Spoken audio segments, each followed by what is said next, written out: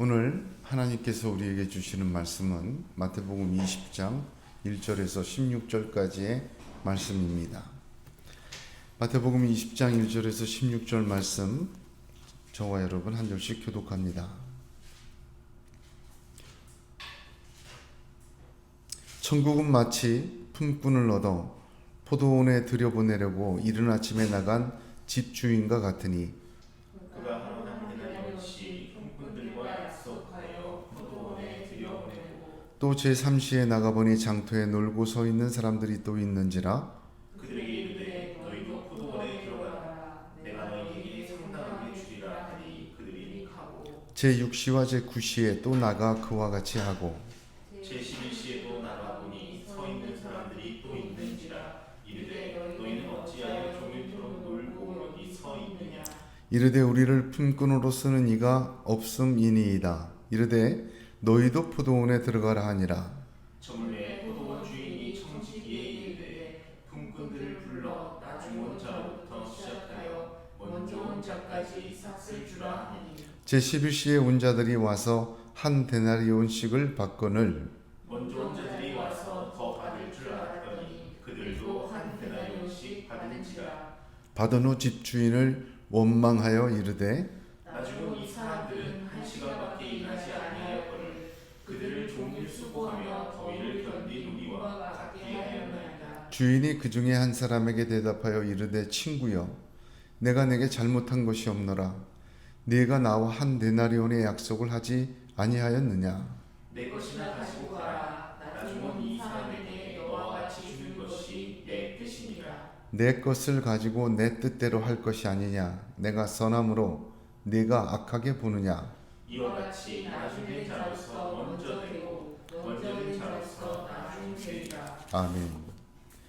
11월 첫째 주 주님의 은혜가 오늘 예배하는 성도님들과 성도님들의 가정에 가득하시기를 주님의 이름으로 축복합니다. 로마서 16장 19절에 너희 순종함이 모든 사람에게 들리는지라. 그러므로 내가 너희를 인하여 기뻐하노니 너희가 선한데 지혜롭고 악한데 미련하기를 원하노라 하였습니다. 하나님은 홀로 선하신 분이십니다. 우리 주 예수 그리스도는 선한 목자이십니다. 오늘 이 아침에 하나님 말씀 앞에 저희들이 마음을 열며 저와 여러분의 선한데 지혜롭고 악한데 미련해지는 성령의 역사가 임하시기를 주의 이름으로 축복합니다. 먼저 된 자가 나중되는 함정을 지난주에 나누었습니다. 본문 말씀 11절을 보면 받은 후에 원망하여 라고 기록된 것처럼 원망은 먼저 된 자가 나중되는 가장 치명적인 함정입니다. 그래서 19장 30절에 먼저 된 자로서 나중되고 나중된 자로서 먼저 될 자가 많으니라는 이 말씀의 경고와 또한 교훈을 저와 여러분이 함께 나누었습니다. 장터에 서서 놀고 있었던 자임을 잊을 때, 주인과의 약속을 잊을 때,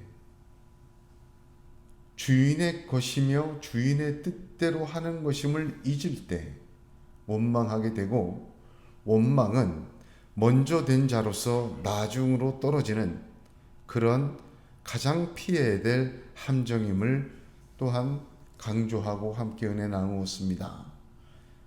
우리 가운데 먼저 된 것이 원망을 통해서 나중되지 않는 그런 지혜와 은혜가 있기를 주님의 이름으로 축복합니다. 오늘 본문에 보면 이른 아침에 온 자들에 대한 평가가 딱 한 줄이 있어요. 15절을 보면 내가 악하게 보느냐, 주인의 평가입니다.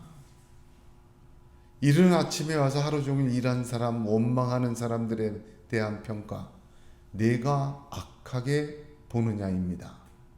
헬라어 원문을 직역하면 내가 악한 눈이 되었냐 그 뜻입니다. 악한 눈이라는 것은 잠언 28장 22절에 악한 눈이 있는 자는 재물을 얻기에만 급하고 빈궁이 자기에게로 임할 줄은 알지 못하느니라 하신 것처럼 일종의 속담적 수고였습니다.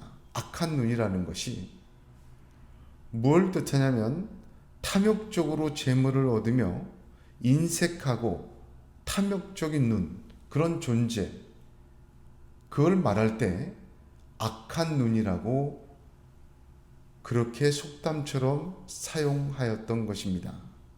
내가 악하게 보느냐? 주님의 이 평가는 원망하는 사람들의 눈이 탐욕과 인색함과 그런 것으로 가득 차 있음을 말씀하시는 것입니다. 오늘 이 포도원 비유 전체의 시작 부분은 왜냐하면으로 시작한다고 하였습니다.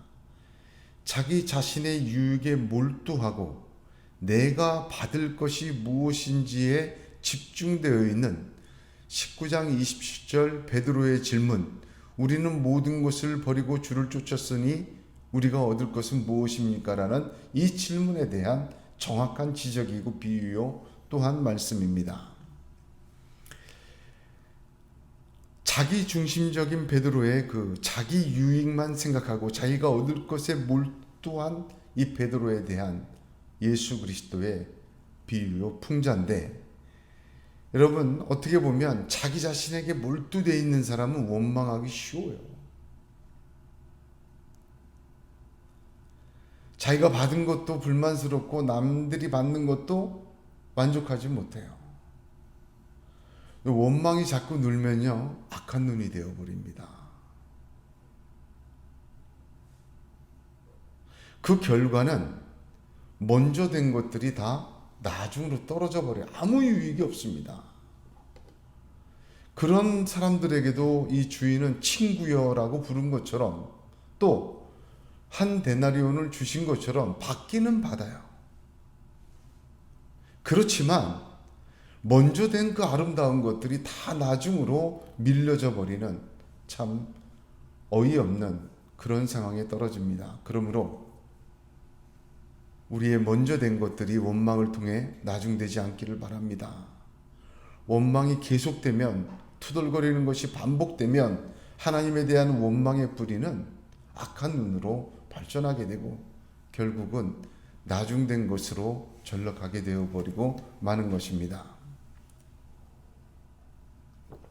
오늘 말씀은 이제 나중된 자로서 먼저 된다, 이 은혜를 함께 나누기를 원합니다. 경고를 들었으면 우리의 나중되는 것이 먼저 되는 풍성한 은혜 함께 나누며 또한 더 기쁨으로 감사할 수 있기를 원합니다. 얼마 전 열처녀 비유를 함께 나누면서 마태복음에는 천국에 대한 비유가 3군데 있다고 하였습니다. 기억하십니까? 마태복음 13장, 마태복음 20장, 마태복음 25장. 13장에 씨 뿌리는 자의 비유가 대표적이고 20장은 품꾼의 비유이며 25장은 열처녀의 비유가 대표적입니다. 이것은 동일하게 예수님 사역 초기, 예수님 사역 중기, 예수님의 사역 말기에 주신 하나님 나라에 대한 비유라, 그렇게 이야기하였습니다.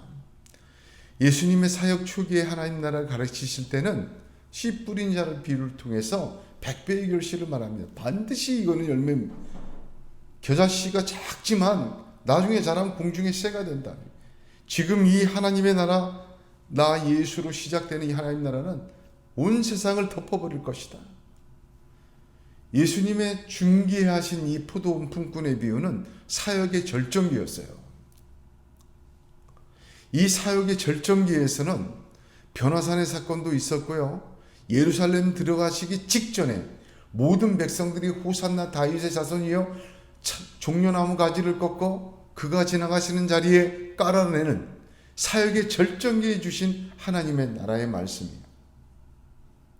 예수님이 25장 열처녀 비유는 사역 말기에 주신 말씀이에요. 그 마지막에 뭐였죠? 구별이 있다는 거, 문 닫힌다는 거. 그러니까 깨어 있으라.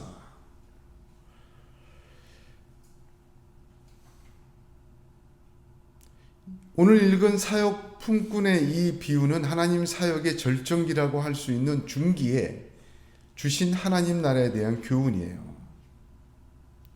하나님 나라가 왕성하게 임하시고 자라고 역사하고 있을 때 나중된 자가 먼저 된다는 은혜 있음을 알려주신 겁니다. 할렐루야.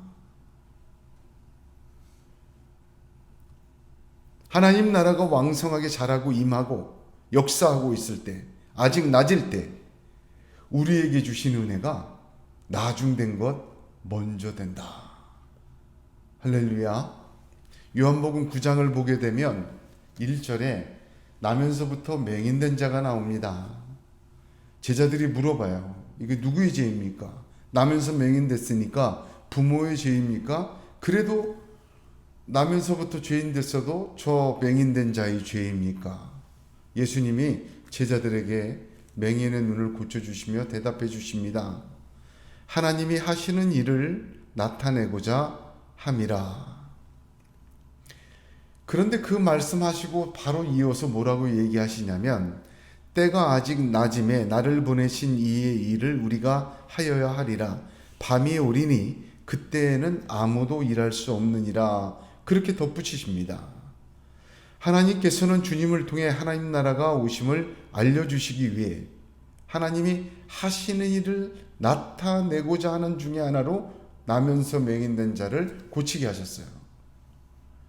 맹인을 고치고 규모리가 듣고 벙어리가 말하는 것, 나병이 낫고 이것은 선지자들이 예언한 메시아의 표징이기 때문입니다. 즉, 이 낮 동안 예수님이 왕성하게 활동하시는 동안 하나님의 일을 나타내기 위해서 저 맹인을 붙여주신 것이다. 하나님이 왕성하게 일하시고 하나님의 나라가 왕성한 이 낮 동안에는 보내신 이의 일을 해야 하는 것입니다. 왕성의 하나님의 나라의 역사가 아직 진행 중일 때 우리는 나중된 것들이 먼저 되는 은혜도 함께 받는 것입니다. 밤이 오면 아무것도 할 수 없어요. 아직 낮이고 왕성할 때 나중된 자가 먼저 되는 하나님의 역사가 있다는 것입니다. 할렐루야. 나중된 자가 누구냐 그러면 본문에 보면 딱 두 가지 나중된 자에 대한 정보가 있습니다. 6절을 먼저 보시면 제11시에 나가보니 또 서 있는 사람들이 또 있는지라 이르되 너희는 어찌하여 종일토록 놀고 여기 서 있느냐. 첫 번째가 종일토록 놀고 서 있는 자, 나중된 자였어요.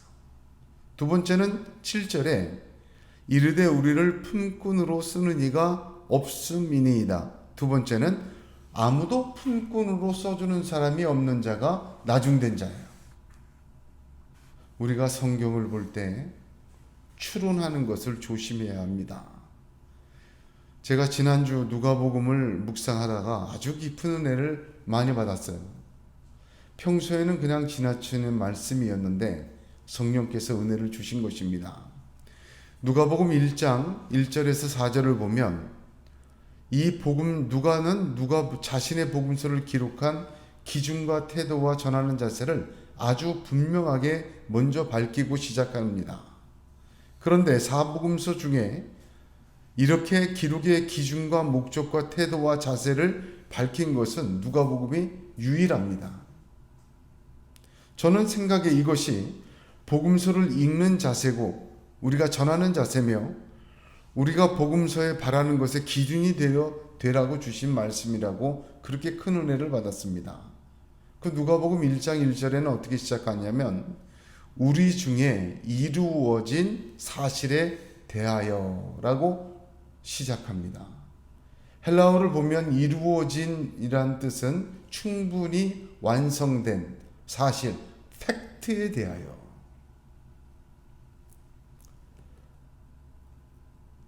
추론과 상상과 그럴 것이면 좋겠다는 바램도 아닙니다.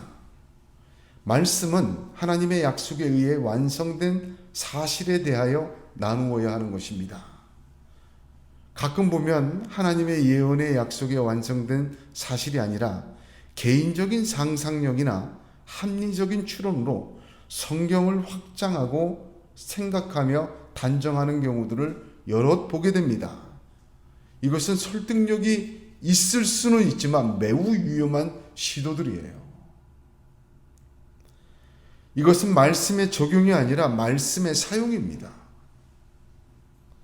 이루어진 사실에 대해, 다시 말하면 충분히 하나님에 의해서 완성된 팩트에 대한 것을 대하여 나누어야 돼요. 그것만 나누어야 돼요.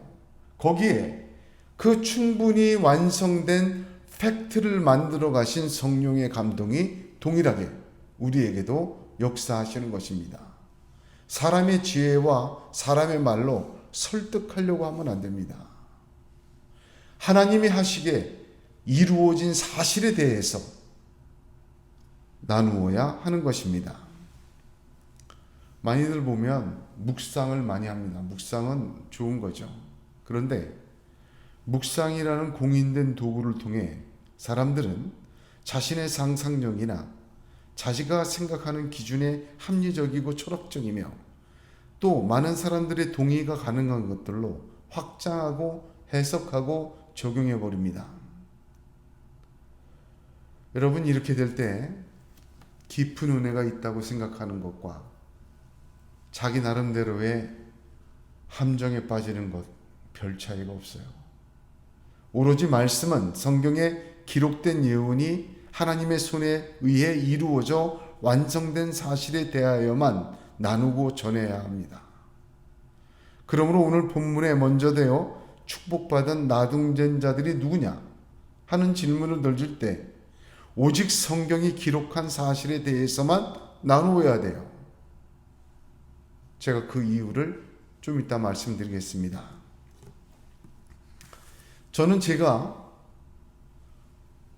이 기록된 사실이 두 가지, 나중된 자가 종일토록 놀고 서 있던 자요, 아무도 품꾼으로 써주는 자가 없는 자들이라는 이 두 가지 사실을 보면서 큰 은혜를 받았습니다. 저는 제 자신이 아마 오후 3시쯤 온 자라고 생각합니다. 제 가족 중에 제일 먼저 제가 예수를 믿었고 중학교 한 3학년 때였으니까 여기 보면 오전 9시, 3시 정도 그렇게 얘기할 수 있습니다. 사역적인 면에서는 제가 고등학교를 졸업하고 바로 장신대에 들어가서 20살부터 교육전도사를 시작했어요. 그러니까 사역적인 면에서는 제가 먼저 온 자예요. 아주 이른 아침부터 저는 사역을 시작했습니다. 그러나 하나님의 부름에 응답한 부름 중학교 3학년 때도 먼저는 아니었듯이 제 사역의 시간도 이른 시간이었지만 사실은 놀고 서 있던 자와 같습니다. 써주는 사람은 있었지만 저는 고백하건대 놀고 서 있던 자였습니다. 포도원의 일꾼으로 부르셨는데 아고라 시장바닥에 놀고 먹고 세상 돌아가며 사는 재미와 눈에 보이는 그 세상의 부유함과 그 세상의 기준과 세상의 어떤 명성과 세상의 이치에 젖어서 그대로 서 있던 존재하던 사람이었습니다.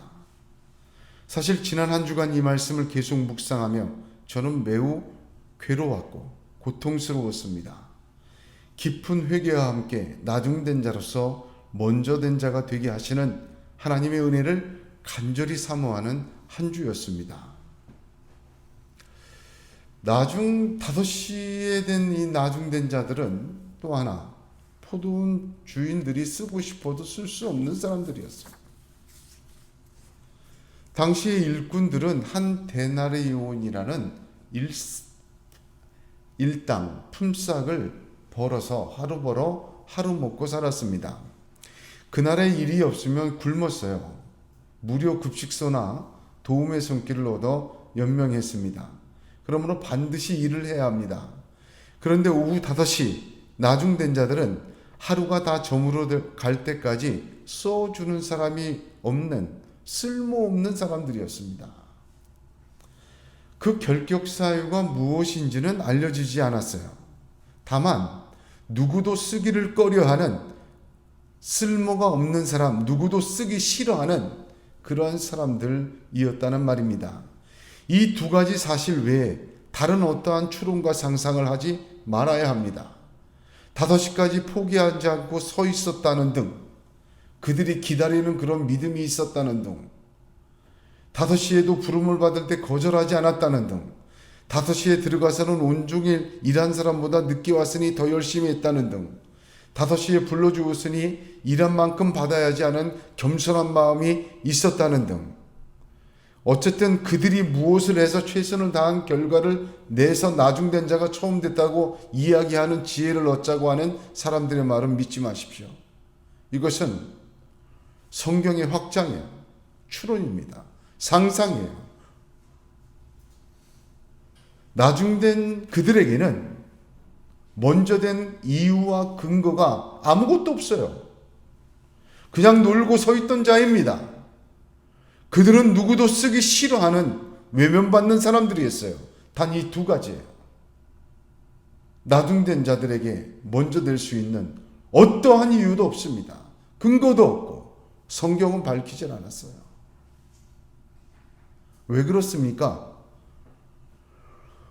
내 것을 내 뜻대로 행하는 것이 옳지 않냐는 오직 주인의 뜻, 내 것을 가지고 내 뜻대로 할 것이 아니냐 하시는 하나님의 선하시고 자비로우시고 은혜로우신 뜻만이 나중된 자가 먼저 되는 근거요, 이유요, 역사입니다. 그걸 말씀하시기 위해 제안하신 거예요. 헛되게 나중된 자들의 어떤 면이 좋은 점인가 찾아서 제 입이 다리를 부러뜨려서 박씨를 물고 오게 하고 일부러 고쳐줘 보화를 얻으려고 하는 심정과 같은, 지금 그걸 얘기하고 있는 거거든요. 우리는 모든 것을 버렸고 주님을 쫓았으니 하나님 우리는 뭐가 받을 거예요? 여기에 꽂혀있던 베드로의 이마, 자기중심적이고 자기유익적이고 자기에게만 편향되어 있는 이 관심을 바꿔야 합니다. 고린도전서 1장 27절 29절에 그러나 하나님께서 세상에 미련한 것들을 택하사 지혜 있는 자들을 부끄럽게 하려 하시고 세상에 약한 것들을 택하사 강한 것들을 부끄럽게 하려 하시며 하나님께서 세상에 천한 것들과 멸시받는 것들과 없는 것들을 택하사 있는 것들을 폐하려 하시나니 이는 아무 육체라도 하나님 앞에서 자랑하지 못하게 하려 하심이라 하였습니다. 그렇습니다. 오직 하나님의 지혜이고 하나님의 은혜고 하나님의 택하심 때문에 5시에 들어간 거예요. 나중된 자들에게는 아무 이유도 없습니다. 하루 종일 쉬지 않고 다 저물어가는 그때에도 포기하지 않으시는 주님, 그 하나님의 뜻, 누구에게나 부른 자에게는 다 한 데나리온씩 줄 수 있는 주인의 부유함 때문에, 그 뜻 때문에 나중된 자가 먼저 된 것입니다. 할렐루야. 하나님은 출애굽기 34장 6절에 여호와께서 그의 앞으로 지나시며 반포하시되 여호와로라 여호와로라 자비롭고 은혜롭고 노하기를 더디하고 인자와 진실이 많은 하나님이로라 스스로 자신을 우리에게 알려주셨습니다. 우리 주님도 상한 갈대를 꺾지 아니하며 꺼져가는 심지를 끄지 아니하시기를 심판하여 이길 때까지 하신다고 말씀하셨습니다. 하나님의 자비와 긍휼과 사랑 때문에 나중된 자가 먼저 되는 것입니다. 이것이 유일한 근거요 이유입니다. 그러므로 나중된 자는 나중될 수밖에 없는 자였어요. 오직 주인의 열심과 은혜로 먼저 될 가능성만 있는 자가 나중된 자입니다. 하나님은 나중될 수밖에 없는 자들에게 품꾼의 기회를 주시는 분이십니다. 본문을 보면 나중되었다고 무조건 먼저 되게 하신 것 아닙니다. 나중된 것이 먼저 되는 것이 조건이 아니에요. 뭐가 조건이에요? 여기 잊지 말아야 됩니다. 품꾼으로 부르신 것을 잊지 말아야 돼요. 본문에 이른 아침을 제외한 모든 시간에 온 자들은 한결같이 놀고 서 있던 자들이에요. 특히 오후 5시 가장 나중에 된 자들에게는 어찌하여 종일토록 놀고 여기 서 있느냐, 책망에 가까운 말씀을 하십니다. 일하지 않고 세상만 바라보고 놀고 있느냐. 서 있다라는 말은 존재하다는 뜻이거든요. 장터라는 것은 아고라라고 말씀드렸어요. 아고라는 세상의 경제와 학문과 이치와 문화와 기술과 재물과 주어지는 세상의 부와 세상의 기쁨이 가득 차 있는 집합소예요. 왜 거기에 존재하느냐? 왜 거기에 서 있느냐? 왜 종일토록 놀고 있느냐? 왜 일다운 일을 하지 않느냐? 온통 관심과 생각과 뜻은 아고라에 박혀 있는 사람. 무엇을 먹을까? 무엇을 입을까? 무엇을 누릴까? 무엇을 누릴까? 무엇을 나에게 즐길까? 내가 모든 것을 버리고 주를 쫓았으니 내게 줄 것이 무엇이냐는 베드로의 질문과 같은 그런 이야기입니다.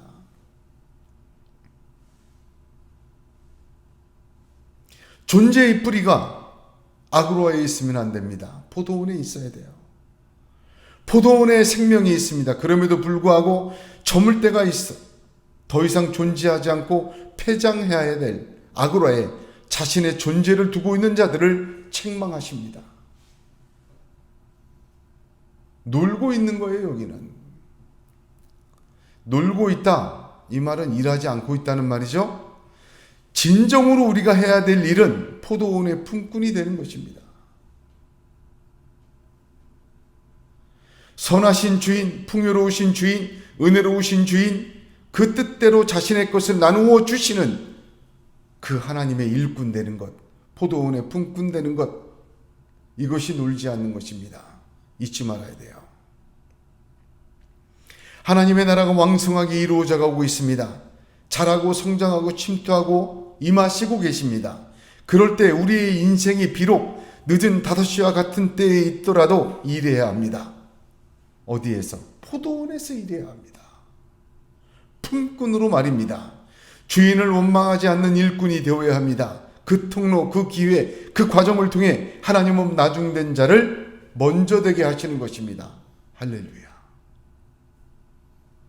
우리 주님께서 하필이면 예루살렘 들어가시기 직전에 그의 사역의 절정기라 할 수 있는 그때에 이 왕성한 하나님 나라에 대하여 아직 낮 동안 우리에게 주시는 교훈은 하나님의 포도원 일꾼, 품꾼이 되라는 것이에요. 거기에 은혜가 있어요. 무슨 말인지 아시겠죠?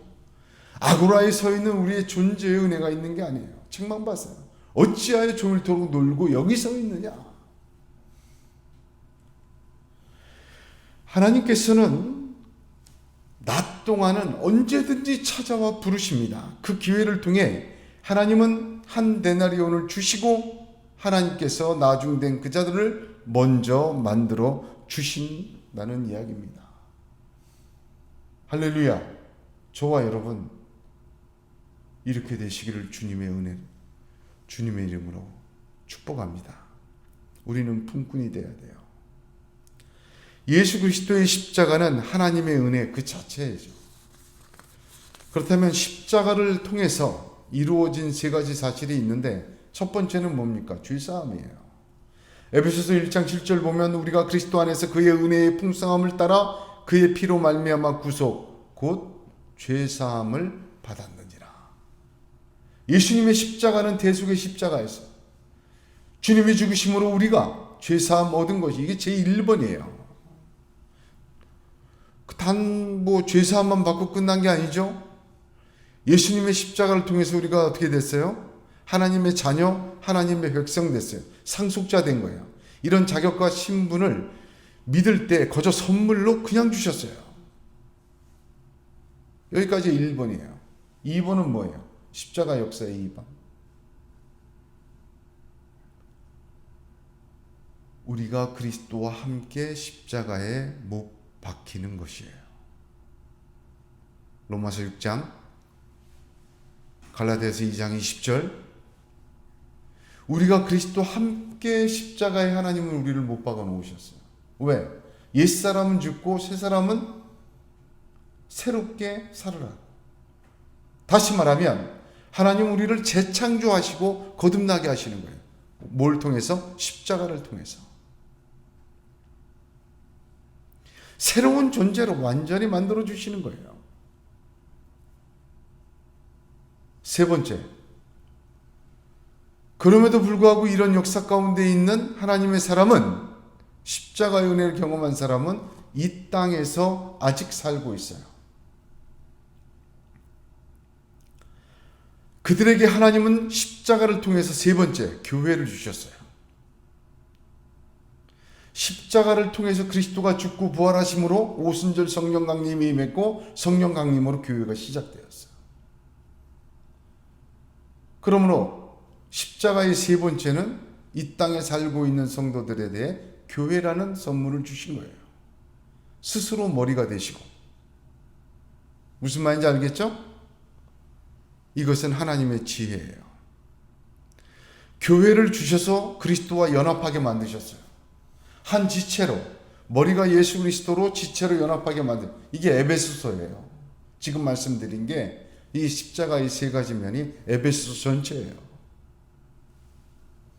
교회를 주셨어요. 연합하시게. 출애굽한 이스라엘 백성들에게는 뭘 주셨어요? 하나님이? 십계명과 성막 주셨어요. 그거 두 개밖에 안 줬어요. 이것은 말씀과 예배의 구약 그림자입니다. 이제 성령이 우리 안에 거하심으로 우리 성도들은 하나님의 뭐가 됐습니까? 하나님의 천이 되어버렸어요. 그들에게 교회로 연합하여 머리 되신 주님의 통치를 받게 하셨습니다. 이것이 하나님의 뜻이에요. 하나님의 지혜예요. 이 교회 안에서 하나님은 각자에게 일을 주신 거예요. 그래서 에베소서 4장을 보면 7절에 우리 각 사람에게 그리스도의 선물의 분량대로 은혜를 주셨다 기록합니다. 구원받고 재창조되어가는 사람들에게 하나님은 십자가를 통해 교회를 주시고 각자 은혜를 주셨어요. 이어서 10절을 보면 마지막에 만물을 충만하게 하려 하심이라. 에베소서 보면 그런 말 나오죠. 만물 안에서 만물을 충만하시게 하는 자의 역사니라게. 교회를 통해서 이 땅에 존재하세요. 역사하세요. 교회를 통해서 하나님은 이 성도들을 통해서 만물 안에서 만물을 충만하게 하나님 뜻으로 채워가신다. 그 뜻이에요. 죄사함 받고 새로운 자녀와 백성의 신분과 자격 받았습니다. 그리고 그리스도와 함께 십자가에 못 박혀 전혀 새로운 재창조와 거듭남에 하나님의 사람으로 변화되고 재창조되어 갑니다. 그 성도들에게, 지금 이 땅에 살고 있는 성도들에게 하나님은 교회를 통해 은혜를 주시고 각 사람에게 은혜를 주시며 주의 일을 감당케 하십니다. 거기에 이른 아침에 온 자도 있고 오후 5시에 온 자도 있습니다. 그들에게 일할 기회를 주시는 것입니다. 그래서 에베소서 4장 11절에는 그가 어떤 사람은 사도로, 어떤 사람은 선지자로, 어떤 사람은 복음 전하는 자로, 어떤 사람은 목사와 교사로 삼으셨으니 이는 성도를 온전케 하며 봉사의 일을 하게 하며 그리스도의 몸을 세우려 하심이니라. 할렐루야. 우리가 하나님의 아들을 믿는 것과, 잘 들으세요, 하나님의 아들을 믿는 것과 아는 일의 하나가 되어 온전한 사람을 이루어 그리스도의 장성한 분량이 충만한 데까지 이르리니 이는 우리가 이제부터 어린아이가 되지 아니하여 사람의 속임수와 간사한 유혹에 빠져 온갖 교훈의 풍조에 밀려 요동하지 않게 하려 함이라. 오직 사랑 안에서 참된 것을 하여 범사에 그에게까지 자랄지라. 그는 머리니 곧 그리스도라. 놀라운 비밀이 여기 들어있어요. 사랑 안에서 참된 것을 행해야 돼요. 그래야 자랍니다. 장성한 분량이 충만한 데까지 이르는 것, 이래야 돼요. 믿는 것은 아는 일과 하나가 돼야 돼요. 믿는 것과 아는 것이 하나가 되라고 하지 않으셨어요. 믿는 것과 아는 일이에요. 아는 일이 뭡니까? 일하는 거예요. 내가 믿는 대로, 부르심 받은 대로 들어가서 품꾼으로 일하는 거예요. 그러니까 알아가요. 체험적으로 쌓여가는 거예요. 그럴 때 어떻게 돼요? 장성한 분량에 이르고 속임수와 간사한 유혹에 빠지지 않게 하며 교훈의 풍조, 윤료, 무조동하지 않게 되며 아이가 되지 않고 자라게 하고 범사에 그에게까지 자라게 하시는 거예요. 놀라운 거예요. 각 일꾼으로 일하는 자에게 이렇게 역사하신다는 거예요. 그를 통해서 어떻게 하세요? 그리스도의 몸을 세우시는 거예요. 하나님은. 여기 하나님의 놀라운 설계도가, 지혜가 다 담겨 있습니다. 오늘 포도원 일꾼, 품꾼의 비유는 그저 단순히 일하라는 말은 아닙니다. 하나님의 교회를 통해서, 십자가의 제3번째 교회를 통해서 장성한 분량에 이르시고 흔들리지 않게 하시고 이 세상을 충만한 대로 이끄시는 하나님의 모든 지혜가 여기 담겨져 있다는 것을 잊지 말아야 합니다.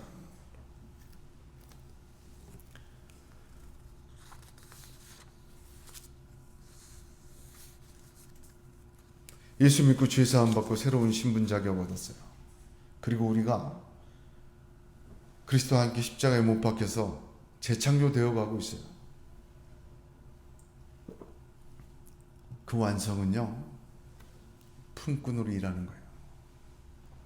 십자가의 3번째 교회 안에서 이렇게 주셨다고 해요. 그럴 때 세상의 교훈과 시험과 유혹에 넘어가지 않아요. 흔들리지 않아요. 자라게 됩니다. 믿는 것과 아는 일에 하나가 되고 참되게 해마음으로 자라게 되고 만물을 충만하는 데 이르기까지는 하나님의 놀라운 역사가 여기 들어 있습니다. 나중 되셨습니까? 이제 먼저 될 기회가 은혜로 열려 있습니다. 지금도 주님은 우리의 5시에 찾아오십니다. 이 나중된 것들이 먼저 될 은혜를 가득 가지고 찾아오십니다.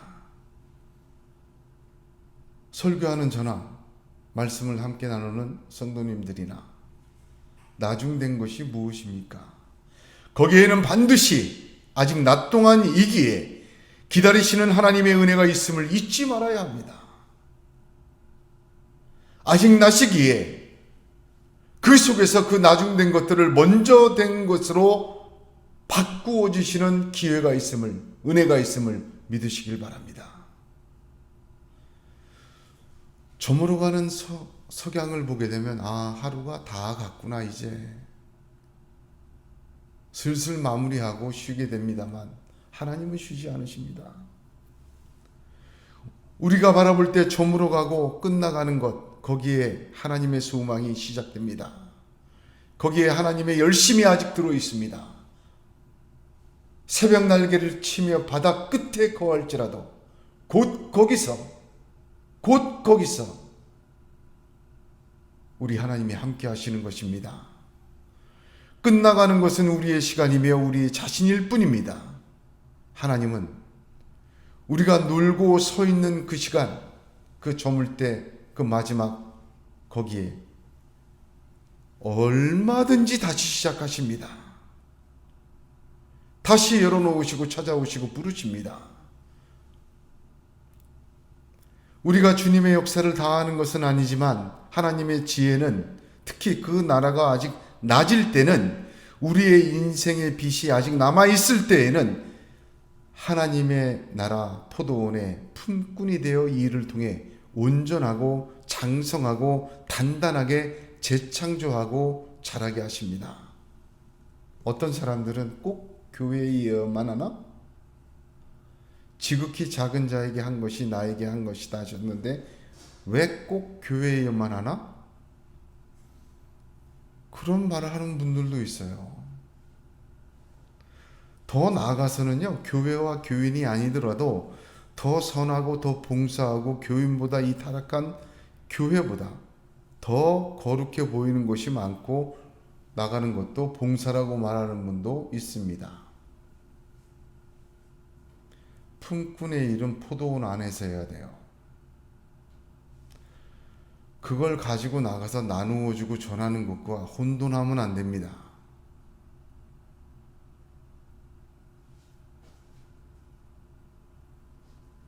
그러므로 교회 봉사 교인만 아니라 세상에서 해도 상관이 없다고 하는 아주 지혜로운 분들, 자기 것을 자기 마음대로 쓰기를 원하는 분들 많이 있습니다.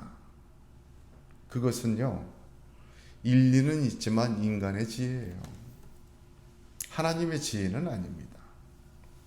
한 뼘도 안 되는 인간의 지혜입니다. 이 우주를 창조하시고 천지를 주관하시는 하나님의 지혜는 아닙니다. 성경에 분명히 부인하지 못할 하나님의 지혜는 십자가예요. 누구에게는 미련하고 누구에게는 꺼리끼는 것이요.